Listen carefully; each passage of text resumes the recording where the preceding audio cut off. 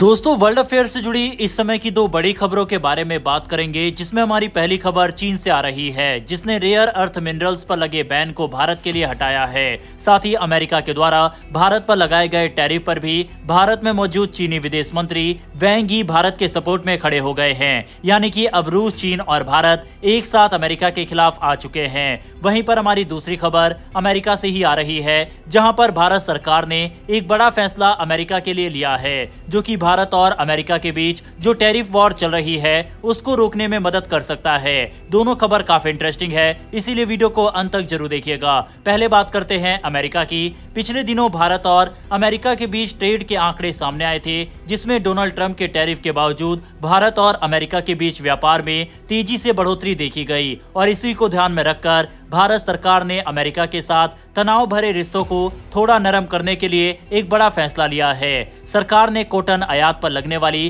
Custom duty और agriculture cess हटा दिया है। ये छूट 19 अगस्त से 30 सितंबर तक लागू रहेगी। पहले कॉटन आयात पर लगभग 11% टैक्स देना पड़ता था, लेकिन अब इस दौरान कॉटन बिना किसी टैक्स के भारत लाया जा सकेगा। पिछले कुछ समय से भारत और अमेरिका के बीच ट्रेड रिलेशन अच्छे नहीं चल रहे थे। अमेरिका ने भारतीय सामानों पर ज्यादा टैरिफ लगाए हैं और 25% की दर से शुरू हुए ये टैरिफ अगस्त के आखिर तक 50% तक पहुंच सकते हैं। भारत ने भी कृषि और डेयरी जैसे सेक्टर में कोई ढील नहीं दी। ऐसे माहौल में भारत का ये कदम अमेरिका के लिए एक संकेत माना जा रहा है कि बातचीत की गुंजाइश अभी बाकी है। वहीं इस फैसले के पीछे भारत की अपनी घरेलू जरूरतें भी है। देश में कॉटन का उत्पादन लगातार घट रहा है। 2022-23 में उत्पादन 23.7 मिलियन बेल्स था, 2023-24 में 32.5 मिलियन और 2024-25 में इसके और घटकर 30.7 मिलियन रहने का अनुमान है। जब उत्पादन कम होता है तो कीमतें बढ़ती है और इसका असर यार्न और कपड़ों की कीमतों पर पड़ता है। त्योहारों के सीजन आने वाला है, ऐसे में सरकार चाहती है कि कच्चे माल की कीमतें काबू में रहे ताकि कपड़े महंगे ना हो। अमेरिका के लिए भी ये राहत का कदम है। चीन ने अमेरिकी कॉटन पर एक्स्ट्रा ड्यूटी लगा दी थी और अब भारत उसके लिए एक बड़ा बाजार बन सकता है। अमेरिकी एक्सपोर्टर्स लंबे समय से भारत में आसान मार्केट एक्सेस चाहते थे और ये छूट उसी दिशा में एक सकारात्मक कदम माना जा रहा है। भारतीय टेक्सटाइल इंडस्ट्री ने इस फैसले का स्वागत किया है। कॉटन इंडस्ट्री के संगठनों का कहना है कि लंबे समय से ड्यूटी हटाने की मांग की जा रही थी ताकि भारत में कॉटन की कीमतें अंतर्राष्ट्रीय दामों के बराबर हो सके। अभी आयात बढ़ रहा है। 2023 में भारत ने 1.46 मिलियन बेल्स आयात किए थे, 2024 में 1.52 मिलियन और 2025 में यह बढ़कर 2.71 मिलियन बेल्स हो गया। ये दिखाता है कि देश की जरूरतों को पूरा करने के लिए बाहर से कॉटन मंगाना पड़ रहा है। भारत ज्यादातर कॉटन अमेरिका से आयात करता है, लेकिन इसके अलावा ब्राजील, मिस्र और अफ्रीकी देशों जैसे बेनिन, तंजानिया और माली से भी आयात होता है। ऑस्ट्रेलिया से भी कॉटन आता है, लेकिन वहां का उत्पादन हर साल बदलता रहता है।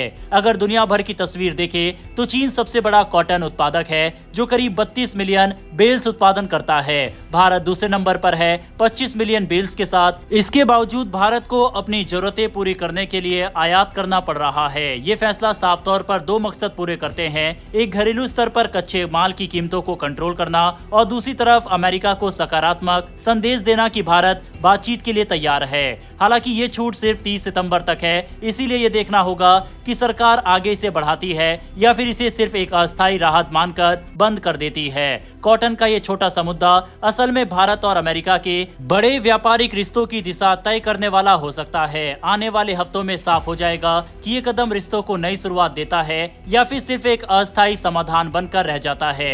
भारत सरकार के द्वारा लिया गया ये फैसला क्या सही है या फिर नहीं, इस पर अपनी राय कमेंट बॉक्स में लिखकर बताइएगा। बढ़ते हमारी अगली खबर की तरफ, जो कि चीन और भारत को लेकर आ रही है। भारत और चीन के रिश्तों में अक्सर खटास की खबरें आती है, लेकिन इस बार तस्वीर थोड़ी अलग रही। दिल्ली में हुई एक अहम मुलाकात में चीन के विदेश मंत्री वैंग यी ने भारत को बड़ा भरोसा दिया। उन्होंने कहा कि चीन फिर से भारत को खाद्य, रेयर अर्थ मिनरल्स और टनल बोरिंग मशीनें सप्लाई करेगा। ये वही सप्लाई है जिसे चीन ने लगभग 1 साल से रोक रखा था। अब आप सोच रहे होंगे होंगे कि इसमें खास क्या है। तो बता दें कि भारत की लगभग 30% खाद चीन से आती है और जब ये रुक जाती है तो किसानों पर सीधा असर पड़ता है। इसके अलावा रेयर अर्थ मिनरल्स हमारी ऑटोमोबाइल और टेक्नोलॉजी इंडस्ट्री की जान है और टनल बोरिंग मशीनें देश की सड़क और मेट्रो प्रोजेक्ट को समय पर पूरा करने के लिए जरूरी होती है।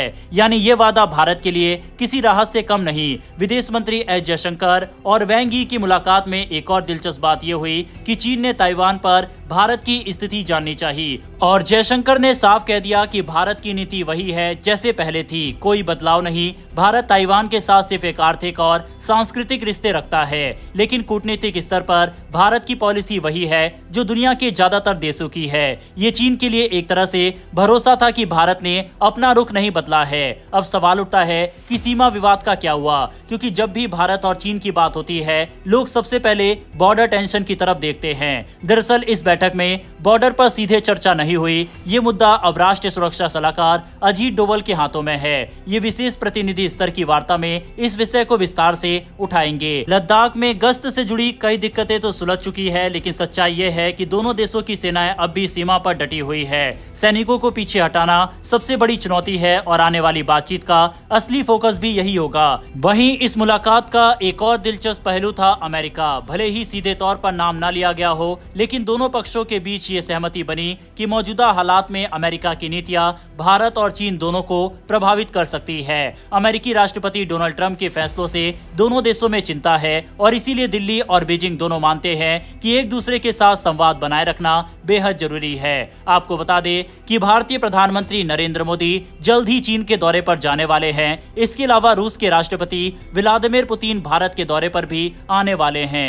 यानी कि आने वाले समय में ये कूटनीतिक खेल और भी ज्यादा इंटरेस्टिंग बन जाएगा। वैंग यी ने बातचीत के दौरान कहा कि भारत और चीन को एक सही रणनीतिक समझ विकसित करनी चाहिए और एक दूसरे को साझेदार की तरह देखना चाहिए। उनका कहना था कि दोनों बड़े देश हैं और अगर ये मिलकर काम करेंगे तो विकासशील देशों के लिए एक उदाहरण पेश कर सकते हैं। उन्होंने ये भी बताया कि दोनों देशों के बीच संवाद और आदान प्रदान धीरे धीरे पटरी पर लौट रहे हैं और रिश्ते फिर से सहयोग की तरफ बढ़ रहे हैं। भारत के लिए यह बैठक कई मायनों में अहम रही। एक तरफ उसे खेती और इंडस्ट्री के लिए जरूरी सप्लाई का आश्वासन मिला, दूसरी तरफ बॉर्डर के मुद्दे को हल करने के लिए अब एनएससी स्तर पर बातचीत आगे बढ़ने वाली है। वहीं प्रधानमंत्री नरेंद्र मोदी से वैंग यी की मुलाकात भी तय है, जो आने वाले दिनों में इस रिश्तों को और दिशा दे सकती है। कुल मिलाकर इस बार की बातचीत सिर्फ औपचारिकता नहीं लगी, इसमें भरोसे की कुछ छोटे लेकिन अहम कदम उठाए गए। सवाल अब यही है कि क्या चीन अपने वादों पर टिकेगा और क्या बॉर्डर पर तनातनी वाकई कम होगी या फिर ये सब सिर्फ कूटनीतिक दिखावा साबित होगा,